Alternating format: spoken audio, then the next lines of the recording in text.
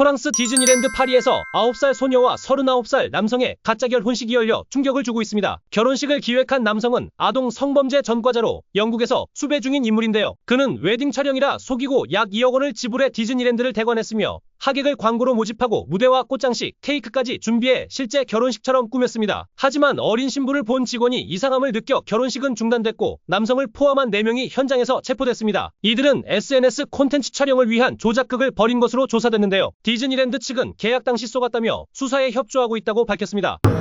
미국의 한 유튜버가 6일간 달걀 150개만을 먹는 극단적 실험을 진행해 화제입니다. 유튜버 조슈아 앨러드는 하루 25개의 달걀을 섭취하며 식단을 유지했고 심지어 칼슘을 위해 껍데기까지 먹었다고 밝혔는데요. 그는 살이 빠져 복근이 드러났고 스트레스도 줄었다며 변화된 몸 상태를 전했습니다. 그러나 수면의 질은 좋아졌지만 피로와 에너지 부족 등 부작용도 나타났다고 설명했는데요. 전문가들은 달걀의 단백질과 영양은 긍정적으로 평가하면서도 콜레스테롤 과다 섭취에 따른 심혈관 질환 위험을 경고했습니다. 또한 하루 25개는 권장량을 크게 초과하는 수치이며 유전적 요인에 따라 위험이 커질 수 있다고 지적했습니다. 영국에서 의학 음모론에 심취한 어머니의 영향으로 항암 치료를 거부한 20대 여성이 혈액암으로 사망에 충격을 주고 있습니다. 케임브리지대 출신의 팔로마 셰미라니는 생존 확률 80%의 치료를 거부하고 검증되지 않은 자연요법에만 의존했는데요. 어머니 케이트는 백신과 마스크를 반대하며 의료계에서 제명된 전직 간호사로 딸의 주변 인간관계까지 통제하며 항암 치료를 막았습니다. 결국 팔로마는 커피 관장 등으로 구성된 거습요법을 시도했지만 병세는 악화됐고 7개월 만에 세상을 떠났는데요. 사망 후에도 케이트는 병원이 딸을 죽였다는 음모론을 퍼뜨리고 있습니다. 팔로마의 형제들은 엄마의 허위 정보로 여동생이 희생됐다며 의료 음모론에 대한 강력한 대응을 촉구했습니다.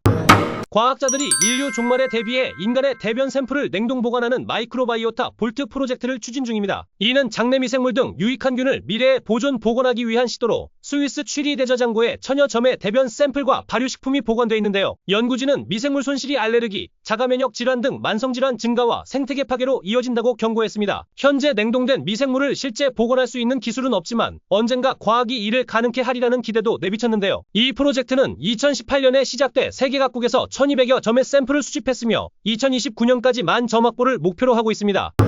여행 후 가방을 닦지 않고 집안에 두는 습관이 심각한 세균 오염을 유발한다는 연구 결과가 나왔습니다. 영국의 한 보험사와 미생물학자가 공동 진행한 연구에 따르면 여행용 가방의 바퀴에서 변기보다 58배 많은 세균이 검출됐는데요. 공항과 기차역 등을 다닌 가방의 바퀴에서는 3제곱센티미터당 400CFU, 바닥면에서는 350CFU의 세균이 나왔고 일부에서는 검은 곰팡이까지 발견됐습니다. 연구진은 가방 바퀴가 보도블록이나 공중화장실과 접촉하며 각종 병원균을 옮긴다고 경고했는데요. 예방을 위해 숙소에서는 짐 보관대를 활용하고 귀가 후에는 소독용 물티슈나 비눗물로 가방을 즉시 닦는 것이 좋다고 권장했습니다. 한편 베이킹소다를 이용하면 탈취와 곰팡이 제거에 도움이 된다고 알려졌습니다.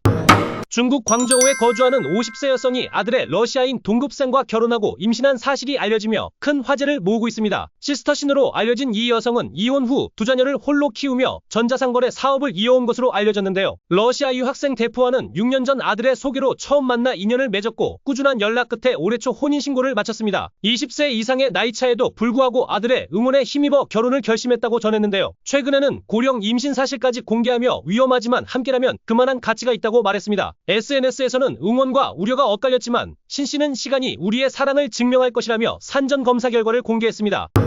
네덜란드에서 정자를 기증한 독신 남성이 의료기관의 규칙 위반으로 생물학적 자녀 50명을 두게 된 사실이 알려졌습니다. 63세 니코 카위트는 1998년부터 2000년까지 난임병원의 정자를 50여 회 기증했고 이 중 일부는 과학연구와 배아기증에도 활용됐는데요. 하지만 2004년 병원으로부터 자녀가 30여 명에 이른다는 사실을 전해들었습니다. 이는 네덜란드가 정한 기증자당 최대 25명 규칙을 위반한 사례로 정자가 동의 없이 국내외에 판매된 건데요. 현재 확인된 자녀는 네덜란드 25명, 해외 25명이며 그는 매주 새로운 자녀의 연락을 받고 있다고 전했습니다. 네덜란드 정부는 비슷한 사례가 85건이며 일부는 100명 이상의 자녀를 뒀다고 밝혔습니다.